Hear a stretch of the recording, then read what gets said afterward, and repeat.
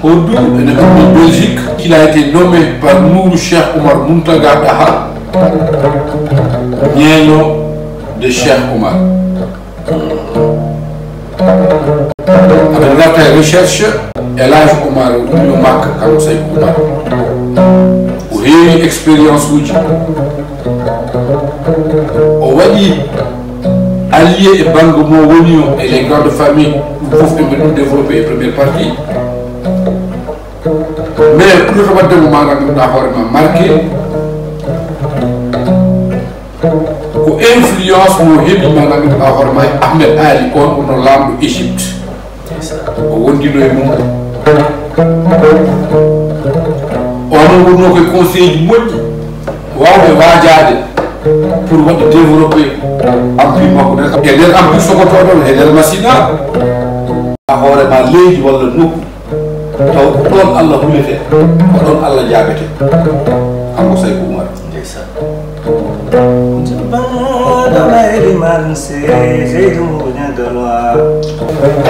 mesure puissance au niveau de allier les princes qui sont sur place le pouvoir même il voulait faire un grand empire mais il le mémoire du fou de sa FT.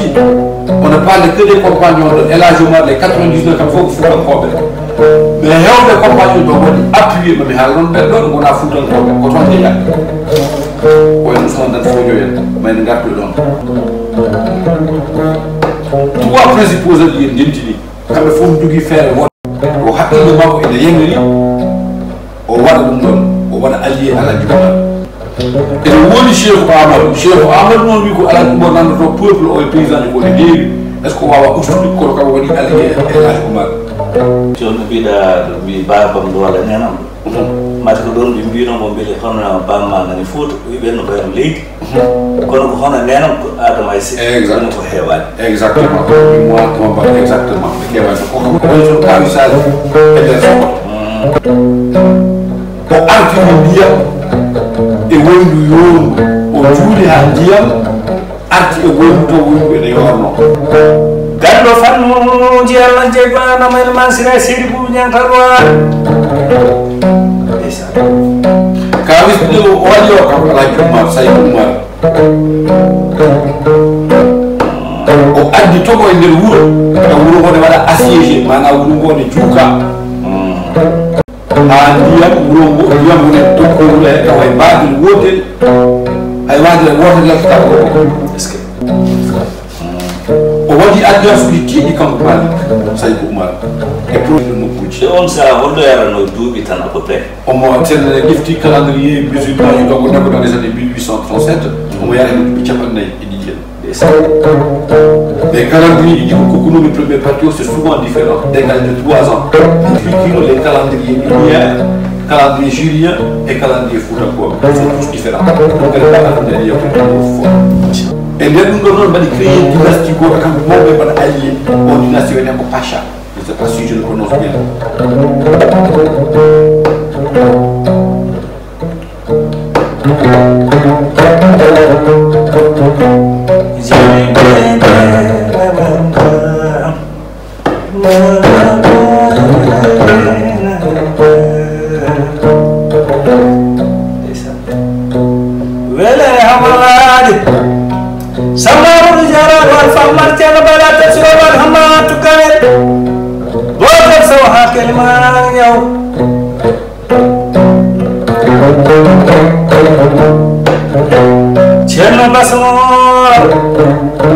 Samba Askar Yet Nata tor la tor me samba de ci maget mburum saare ado adil yerebi bubu amar bubu ma bubu sire dema takodado Idrissa takodado Boubacar takodado Sama takodado Alpha Idriss ñamal ma jenne fenol cabannaw ko islam e tiide teppude windu sono tawi o woni sino ko wonno ko saso won tawa ndema tabere e nden non alliance uji noon kanko alaji umar ko ɗi million ɗiɗi goni hakkille makko kanko ɓe o jangguel makko ɓe o waɗa appui et puissance ko jogui o dole ko jogui ɗen deuxièmement ko faiblesse ennemi makko ɓe almamiji manam ganduɗa hoore ma dans son Fouta natal faiblesse des almamis dans son Fouta natal occidental ɓen ils ont été élus et déposés sans pour autant mesurer de compétences kanko Oumou Sally. Deuxième des choses aussi, il faut rappeler qu'on est dans le contexte de la colonisation. Fouta avec Jordan. Il faut faire du mouvement du Fouta, des Fouta quand on a du moins. Il est bien, et qu'au Fouta, quelles que soient ses idées, quelles que soient ses expériences, on va déposer le débat. Donc, lui, non, à partir de là, on peut lui voir le corps, c'est pourquoi Augustin Jordan est 1837-1838, selon le calendrier, il dit on a décidé de faire son contrôle pour le il y a des moyens dans Kangaba, Mali au bord du Niger, au bord de l'Épitèche, on est Kangaba. Mon Dieu, je choisis de aller à Kangaba. Route du Sénégal, et on est foot. Ou bien au phare du sud-est, il y a des Founagues et des Fouta Djallon. Au fur il y a des Kanka, où il y a une grande famille, la famille des Kaba. Donc, on a adopté le du Tijan. Il y a Koumbiade, Allemagne d'Ingulaï, au Kibourou. Et le Colem non 2 jours de marche. Baldi et Yad, non Hakimu, ne va rien non. Moi, famille, non, au fond du programme, on va le projet d'imam. Donc, Dingulaï devient la première plus importante Zawira Tijane en Afrique de l'Ouest. Plusieurs talibés et partout.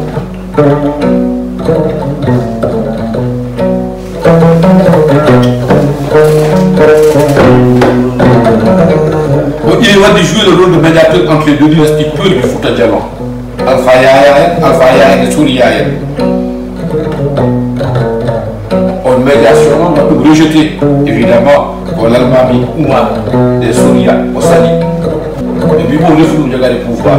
De grandes familles, Kodar, Djondjou, kilomètres, qui doivent régler les problèmes. Nous soupçonnons, manuscrit peu du faux vieillard où il était. Une traduction comme M. Barry, document on dit Ifan, Dakar. Ça fait partie du fond des manuscrits arabo-bleus, Fouta Djallon, Folio, page 49. On a l'information beaucoup moins. C'est aussi à dire comment qu'il va rédiger son manuscrit entre 1844 et 1845. À Lima, ou des lances. Exact. 1844-1845, les lances. C'est le premier ouvrage mystique de l'Afrique noire. Premier ouvrage mystique de l'Afrique noire. Encore une quand vous êtes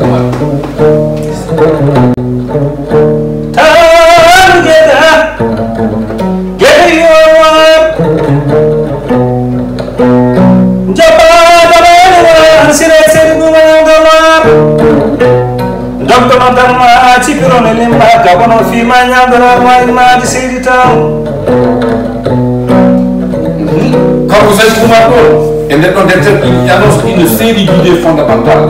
Idées fondamentales, il y a beaucoup de gens, divers auteurs, l'islam, on va nous inspirer, on va nous inspirer au soufisme. C'est pourquoi Tijania et le Tijania est milieu du soufisme. Nous disons que aussi il y a le soufisme. Khadia, il faut qu'il y ait le soufisme.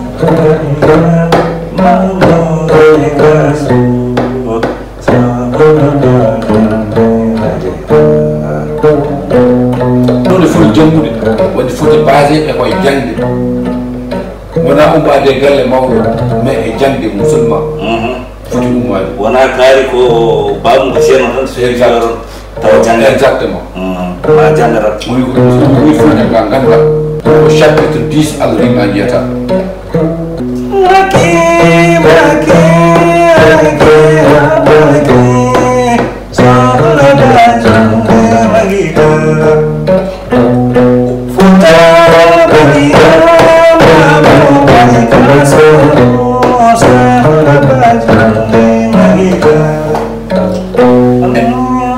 Et dans le chapitre 5, Alima, on a Daniel.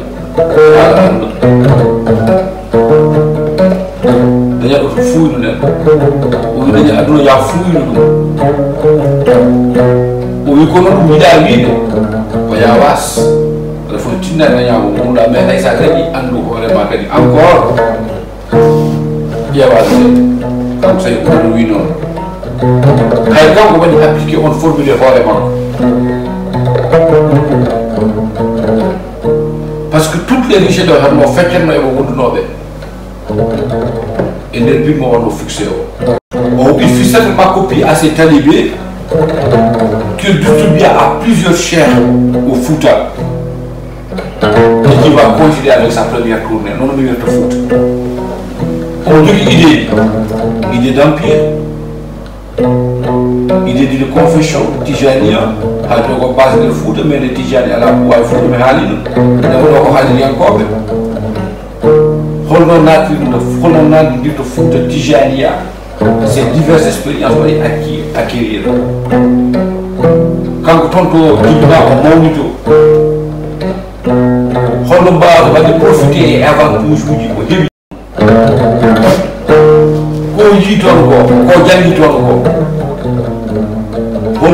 foot encore. On va aller au foot, on va aller au foot. Chez il faut pas avoir une d'or. Oui, on va les copier. Mais calibre, le manga. Chaque année, talibé de Dara. Ça va. Il faut copier même les lettres. Après, on va copier les lettres, les idées. Pour refuser le foot. Ça doit être foot et un autre foot. Parce que dans le foot, il va bien déjà. Tout le monde va être foot maintenant. Ce qui va être compliqué.